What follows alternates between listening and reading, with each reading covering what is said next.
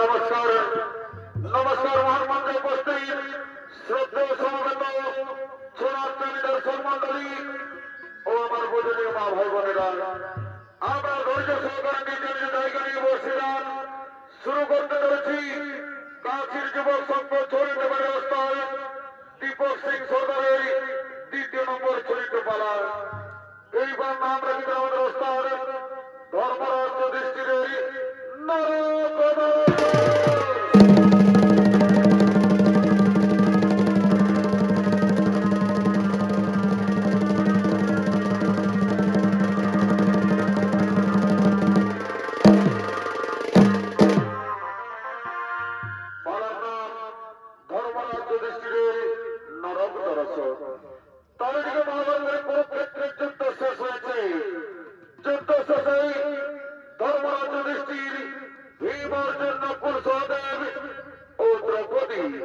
সমস্ত সংসারের মায়া ত্যাগ করে স্বর্গযাত্রা করতে গিয়ে সুমেরু পর্বত থেকে পড়ে সকলে মারা যান।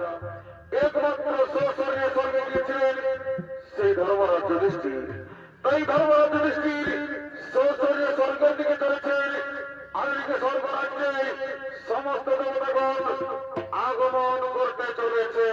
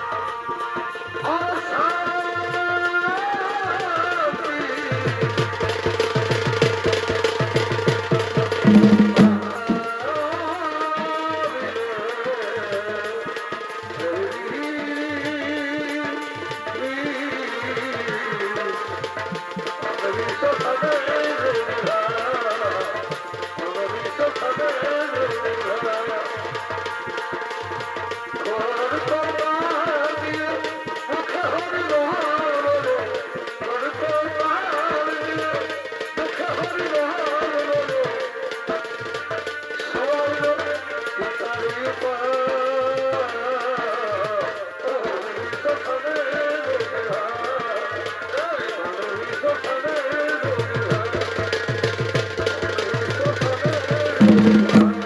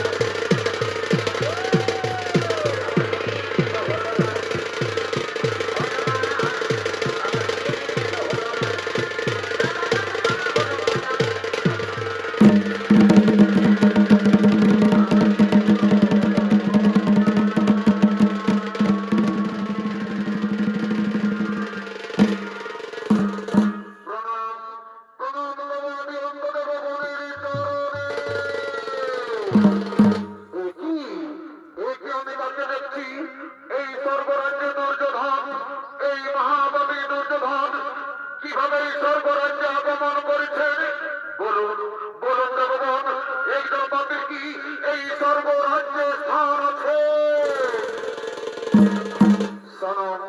সমাজবৃত্তির এই দুর্যোধন বর্তমানে মহাপাপী হল। তার পাপ কর্মের ফল ভোগ করে নরক যন্ত্রণা সহ্য করে সে কোন স্বর্গ লাভ করেছে। তুমি এখন আসন গ্রহণ করো যুধিষ্ঠির, তুমি এখন আসন গ্রহণ করো। আমি মহাপাপীর সঙ্গে আসন গ্রহণ করতে পারি না। যে দ্রৌপদীর বস্ত্র গ্রহণ করেছে, যে অভিমন্যুকে নিরস্ত্র হত্যা করেছে, তার সাথে আমি কখনো আসন গ্রহণ করতে পারি না। সমাজদৃষ্টির এই স্বর্গরাজ্যে তুমি কাউকে হিংসা করতে পারো না।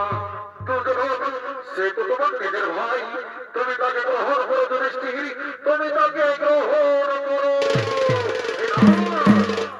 আমি তো পারি না প্রভু, আমি তো পারি না। যদি এই স্বর্গরাজ্যে দুর্যোধন থাকতে পারে, তাহলে আমার ছোট ভাই ভীম অর্জুন কুশলের এরা কোথায়? দ্রৌপদী কোথায়? আমার বাকি সমস্ত পাণ্ডবরা কোথায়? সমদৃষ্টির ওরা এখন নরকে। নরকে কেন প্রভু?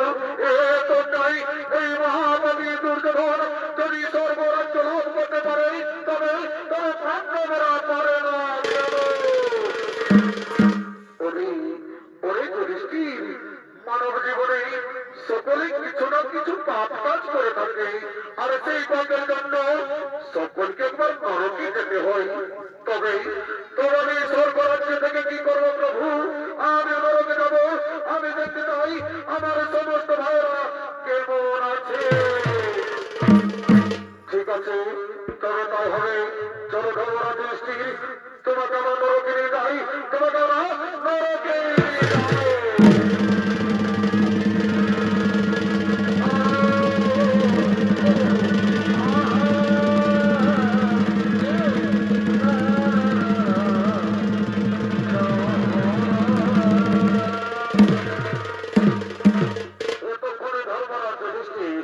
তার ভাইদের খোঁজে স্বর্গ ছেড়ে চলে গেলেন সেই পাতাল উদ্দেশ্যে। আরেকদিকে বর্তমানে পাণ্ডবেরা স্বর্গযাত্রার সময় অভিমন্যুর পুত্র পরীক্ষিতকে রাজদায়িত্ব দিতে চেয়েছিলেন, কিন্তু পরীক্ষিত নাবালক থাকায় ধৃতরাষ্ট্র সন্তান যুধিষ্ঠিরকে রাজদায়িত্ব দিয়ে দেয়। কিন্তু তার রাজ্যে 3 দিন অন্যায় বিচার মিথ্যা ভাবে ভরে ওঠে। হিংসামূলক পৃথিবী জীবন পার করে সমস্ত প্রজারা, শুধু প্রজাদের মনে নয় সমস্ত রাজপরিবারের মধ্যে অহংকার জন্ম নেই। তাই রাজ পরিবারের সমস্ত রাজকন্যারা নিত্য নিত্য সুরাপান করে পানশালায় রাজযাপন করে। তাই এতক্ষণে নিত্যদিনের মতো আজকে সমস্ত রাজকন্যারা ছুটে চলেছেন সেই পানশালায়।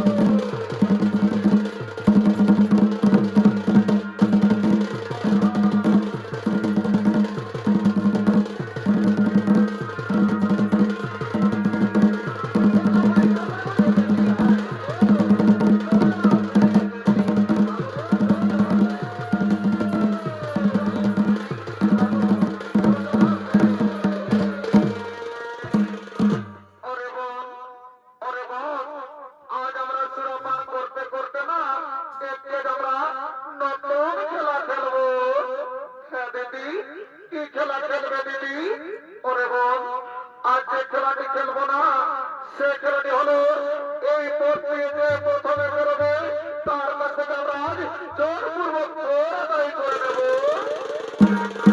হ্যাঁ দিদি, আর এই করের কথা যদি মহারাজ জানতে পারে তাহলে কি হবে দিদি? ওরে বোন, এই করের কথা না একটি কাক পক্ষীও টের পাবে না।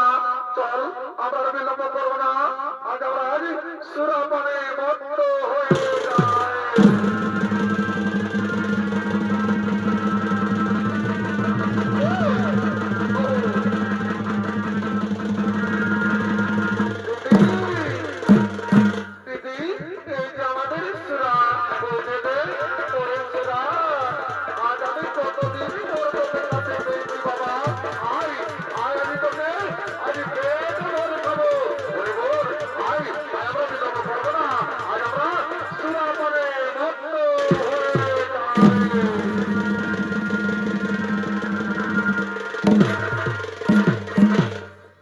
সমস্ত রাজকন্যারা শরণা করে রসিকতা করার জন্য করণের অপেক্ষা করতে থাকি। আর এই করতে কমিটিকে স্ত্রী সুপ্রিয়া নিজ মৃত স্বামীর সঙ্গে পাগলী হয়ে চলেছে নিজ গৃহের দিকে।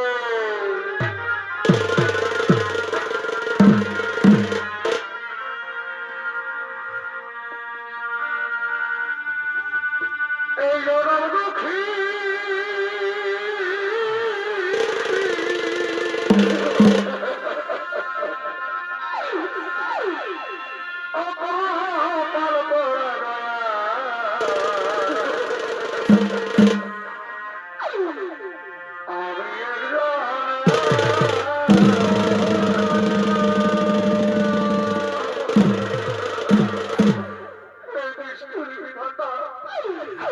তোমার কি পরিমাণ ঠাকুর, আমার ভাগ্যের কি বিড়ম্বনা।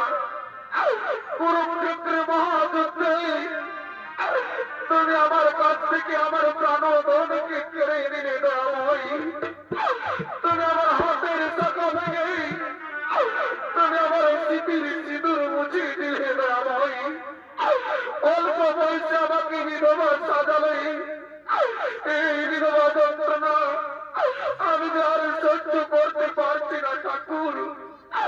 এই বিধবা যন্ত্রণা আমি আর সহ্য করতে পারছি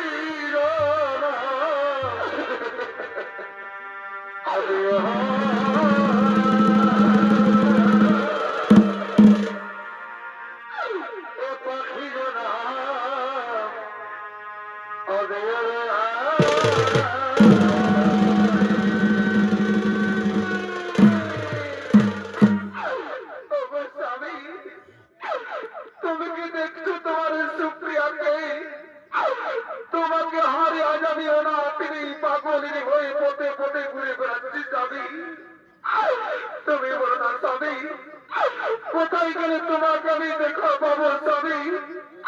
আমি কিভাবে বাঁচবো?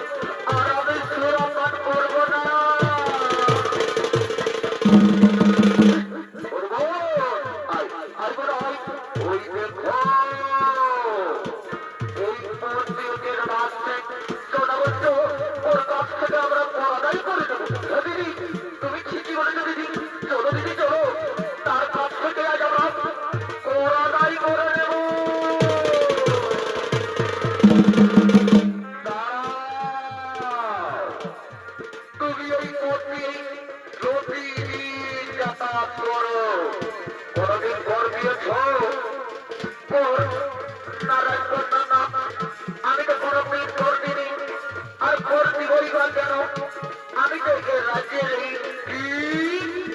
তুমি রাজ্যের হোক বা অন্য রাজ্যের হোক, আজ তোমায় কর দিতেই হলো। আর কর যদি না দাও তাহলে তোমাকে আমরা কিছুতেই পথে যেতে দেব না। ওরে রাজকন্যা, আমার স্বামী কুরুক্ষেত্রের মাঝে বীরগতি লাভ করতে তোমরা তো জয়ী করেছ রাজকন্যা। এই সুপ্রিয়ার কাছে, এই কর্মের স্ত্রীর কাছে তোমরা কর দেবে কি? তুমি কর্ণের স্ত্রী? এই কর্ণ আমাদের পিতা মহোদয় বনবাসে পাঠিয়েছিল। এই কর্ণ আমাদের পিতা মহোদয় শেষ করার চেষ্টা করেছিল। আর এই কর্ণ কৌরবদের হয়ে আমাদের সঙ্গে যুদ্ধ করেছিল। এই হতভাগী কাজ আমরা ছাড়বো না। এর কাছ থেকে আমাদের পিতা মহোদয় দেব চরম প্রতিশোধ। আমাকে চাবুক দেব, আমাকে চাবুক দে। হ্যাঁ দিদি নাও, দিদি নাও, আজ আমরা আমাদের পিতা মহোদয় দেব চরম প্রতিশোধ। হতভাগী, তুই আজ যদি আমায় কর না দিবি তাহলে ওই যে চাবুক, ওই চাবুক মারতে মারতে আজ আমি তোর এই মেয়েরই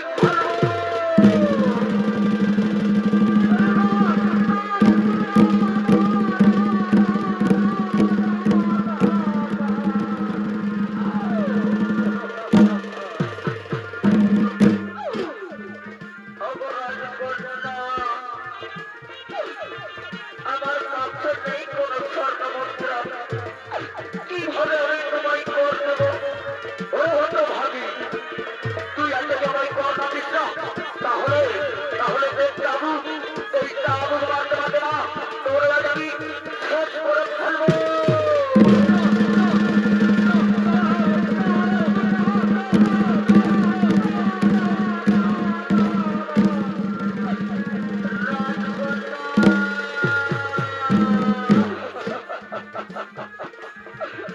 রাজকন্যা, আমি তোমার পায়ে ধরে রাজকন্যা, তুমি আমায় ছেড়ে দাও। হতভাগী, ছেড়ে দেব? তোরা যে আমাদের সঙ্গে প্রতারণা করেছিস, সেই প্রতারণার ওই শাস্তি দেব আমি। আমার পিতা মহোদয় চরম প্রতিশোধ। ওরে হতভাগী, এই যে চাবুক, আজ তোর আমি চাবুক মারতে মারতেই মেরে ফেলবো।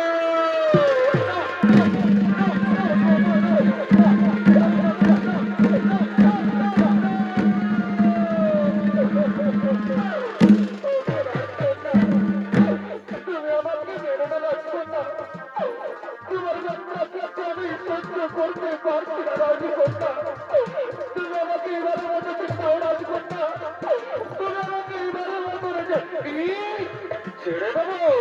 তোর স্বামী যখন রাজ্যের রাজা ছিল তখন আমার বলবো তোর চাঁদের রাজা করেছিল।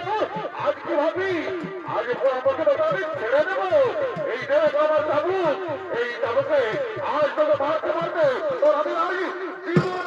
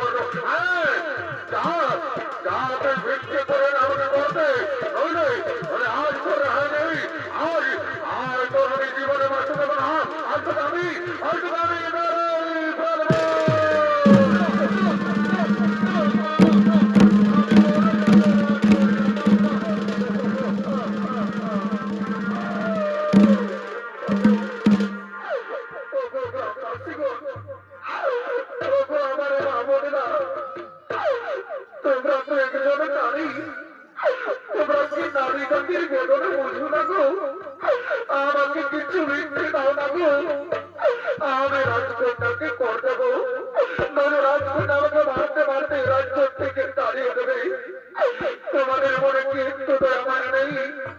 আমাকে কিছু লিখতে দাও না গো, আমি রাজকন্যাকে করে দেব।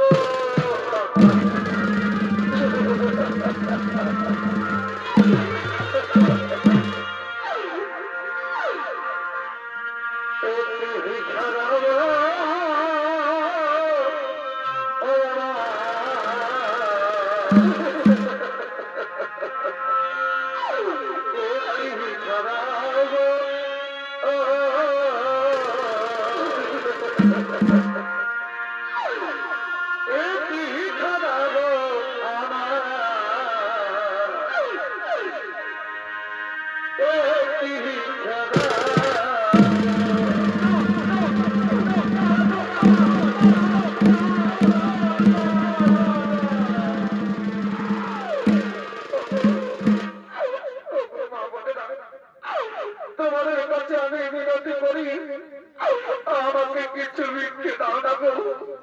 আমি এই রাজ্য থেকে কোথায় চলে যাব? এই রাজ্যে থাকতে গেলে রাজকন্যাকে আমাকে মাসুল দিতে হবে। আমি তোমাদের পায়ে ধরে বিনতি করি, আমাকে কিছু ভিক্ষে দাও।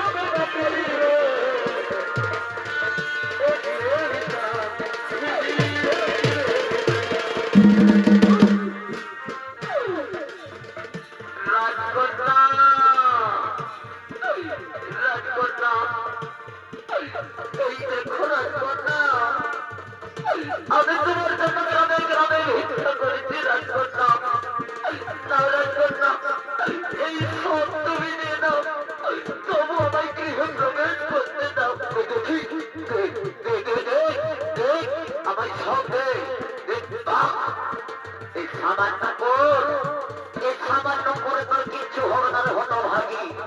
এই রাজ্যে থাকতে গেলে ওর থেকে বেশি করে দিতে হবে, না হয় তোকে তোকে আমি চালু মারতে মারতে এই রাজ্য থেকে বার করে দেবো।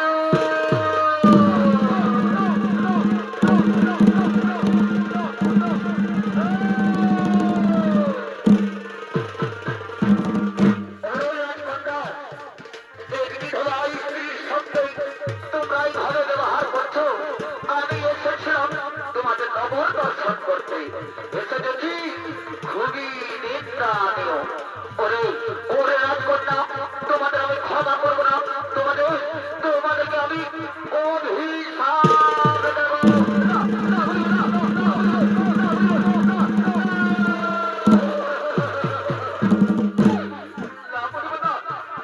তুমি আমাদের ক্ষমা করো না বলবো, আমরা না জানে না বুঝে অনেক বড় ভুল করেছি বলবো, তুমি আমাদের ক্ষমা করো না বলবো, তুমি আমাদের ক্ষমা করো।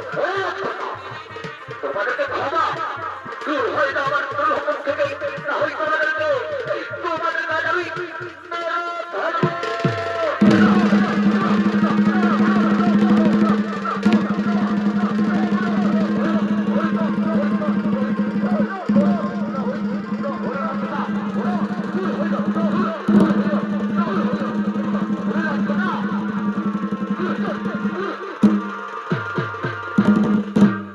পালিয়ে গেল রাজকন্যা, সব পালিয়ে গেল। ওরে মা সুপ্রিয়, আরে ভাই কাঁদিস না মা, তোমার স্বামী কুরুক্ষেত্রের মাঝে বীরগতি লাভ করেছে, সে ভগবানে শান্তি ফিরে হয়েছে। এই সবার সুপ্রিয়, তোমার দাবি আমার আশ্রমের দিকে নিয়ে যাওয়া, আমার আশ্রমের দিকে নিয়ে যাওয়া।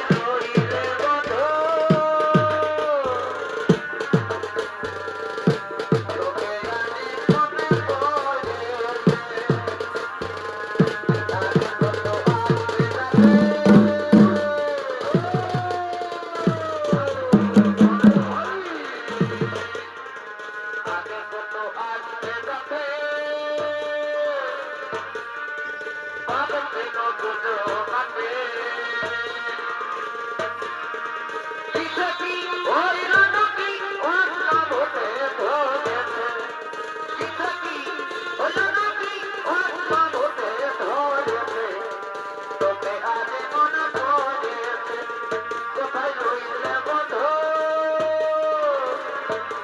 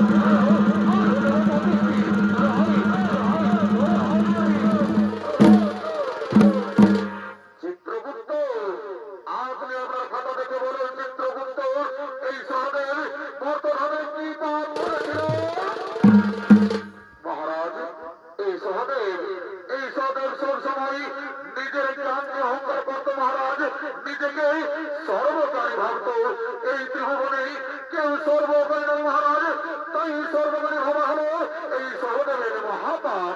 তাই বলুন মহারাজ, এই সহদেবকে কি শাস্তি দেওয়া হবে?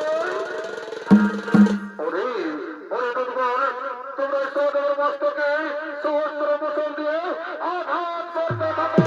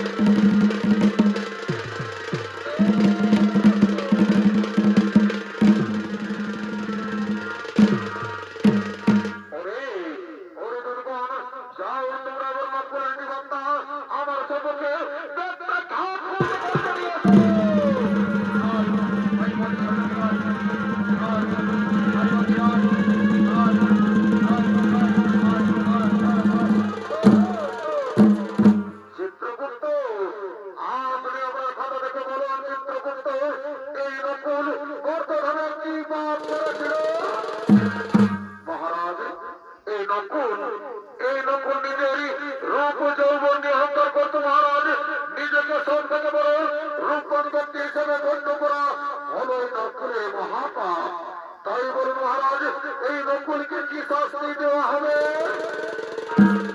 ওরে ওরে দুর্গণ, তোমরা নকুলকে শিবলি গাছে বেঁধে ঘাত করতে থাকো।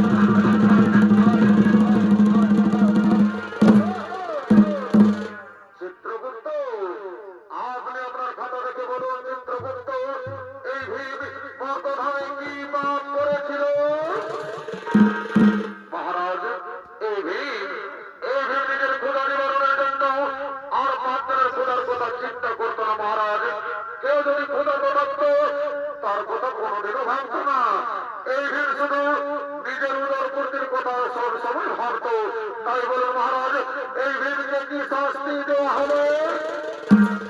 ওরে ওরে দুর্গণ, তুমি ভীমের সমস্ত শরীরে গরম লোহ দণ্ড দিয়ে আঘাত করো, তাতেও যদি না হই তাহলে ভীমকে উল্লঙ্ঘ করে উল্টো দিক দিয়ে একটু করে করাচ্ছি আঘাত করা হোক।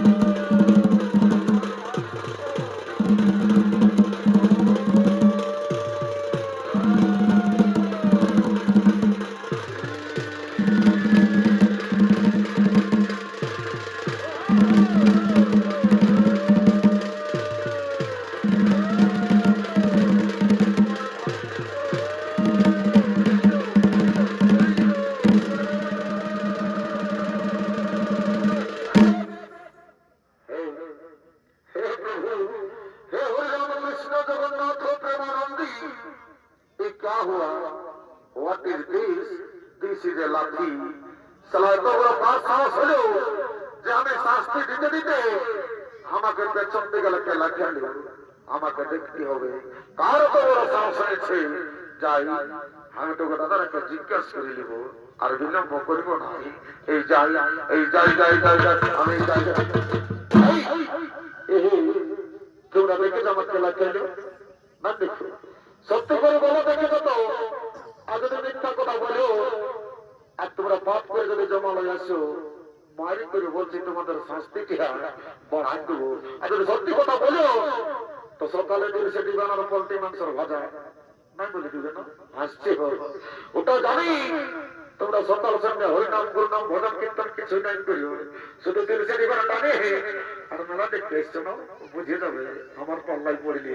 আমি জানি তোমরা মিথ্যা কথা বলবে, কিন্তু মা বহিরা বলবে মিথ্যা কথা বলে নাই। ওরা সব সময় নলসার কোনো সময় মাঠের ঘাটে সত্যি কথাই বলে। আমি যাই, তোকে মা বহিরাকে জিজ্ঞাসা করে দেবো আমার এলাকে। এই যাই যাই যাই যাই, এই যাই গেলে গো কি বলিবে, এই শাস্তি দিতে দিতে আমার সকাল হয়ে গেল। বলছি হে গো, তোমরা সত্য করে বলো না, তোমরা যখন সকাল সন্ধ্যা এই মরণে দিহ, সন্ধ্যা দিহ, একবার হরিনাম গুরুনাম ভজন কীর্তন করো নাই করে না? হাসছে। আমি জানি তোমরা পাপ করেছ, তোমরা 27 তারিখে গাল দিও না সকালে বিকাল, বুঝে যাবে। আমাদের যখন আসবে না পরাতটা করতে গেলে চালাবো বাবা, কোনো বিশ্বাস নাই। এগো বলছি, তোমরা কি বলছিলি বাবা আমার খেলা খেলে বলে দিতে পারবে? নাই পারবে না? পারবে তো বলবে নাই। যদি নাই বলবে না বাবা, তো কমসে কম রোহিণ করবের পিঠা গিলা হলো দাঁড়ু বাবা, নাই দিবে না? আমি জানি তোমাদের বাসি হয়ে যাবে, কেউ কাবে নাই। আমি দেখে নিব কারো তো বড় সাহস হলো যে সংস্কৃতিতে আমার এলাকায় যাই। আমি ওইদিকে যাই, দেখি কেটা হয় অঞ্চলটা দিকে মনে হয়। এই যাই, এই যাই যাই যাই যাই যাই যাই যাই। এটা কে বলি রে? ধর্মরাজ্য দৃষ্টি রে, দৃষ্টি তোর ভাইরা পাপ করেছিল বলে আমি শাস্তি দিতেছিলি, সেটাই তোর সহ্য লাগবে না। আমাকে না খেয়াল তুই জানিস আমি কে বলি? নাই জানিস না? যদি না জানিস শুনেলে I am VIP of Jamaloi. এমন আমার বাড়ি বড় ঘটার দিল প্রলয়। একটা করে কাছিস না, একটু এক্সারসাইজটা করতে দিল একদম। আসবে নাই বলছিলাম, একদম দাঁড়িয়ে গেলে শুনে ফুরান দিব, বুঝলিস? একদম আসবে না, একটা করে এক্সারসাইজ করে করে একটু কমাতে আর মাঠটা কেমন দিব, বুঝে যাবে। আসলে একটা কথা বলছি, আসার একদিন আমার বিহার চুকেছি, মারবি তো মারবো, বইটাই মারবি, আমার এই চেহারাটাই মারবিস না, ড্যামেজ করে দিস না, বুঝলিস? একদম দাঁড়া, একটু দাঁড়া, একটু রোগ রোগ এক্সারসাইজটা করে দিবি। এই ready, 1 2 100 1000 1 lakh. Are you ready? I am ready to fight. এমন মারতে করে দিব তাই, I am a right. ওই যে ফাইট দেখে নিবি আমার ফাইট কেমন করে দিয়ে দিচ্ছি। এই বলে দিলি আমার দিই না, দিব তো পাতা নেই বাবু, যদি পাতা দিলে তো তোরা ড্যামেজ করে দেখি একটু। এই দিলি মানে দিলি, এই দিলি, এই দিলি দিলি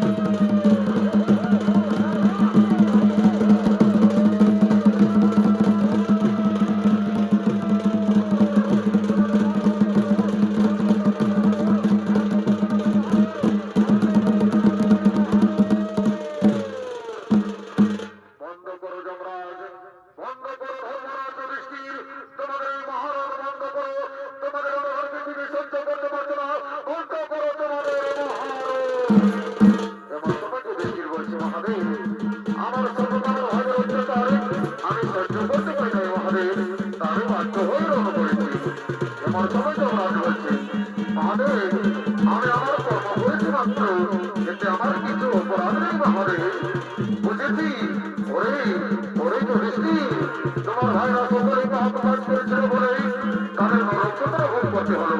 এর আগে করে ভোগ করে স্বর্গে গেছে, এবার তোমরা নরকযাত্রা ভোগ করবে। ওরে যুধিষ্ঠির, তুমি কুরুক্ষেত্র মহাযুদ্ধের সময় মিথ্যে কথা বলেছিলে, তাই তোমাকে নরক দর্শন করতে হলো। মনে রাখো, যেই পাপ করবে তাকেই নরকযাত্রা ভোগ করতে হবে। তোমাদের নরকযাত্রা ভোগ হয়ে গেছে, চলো তোমাদের স্বর্গে নিয়ে যায়।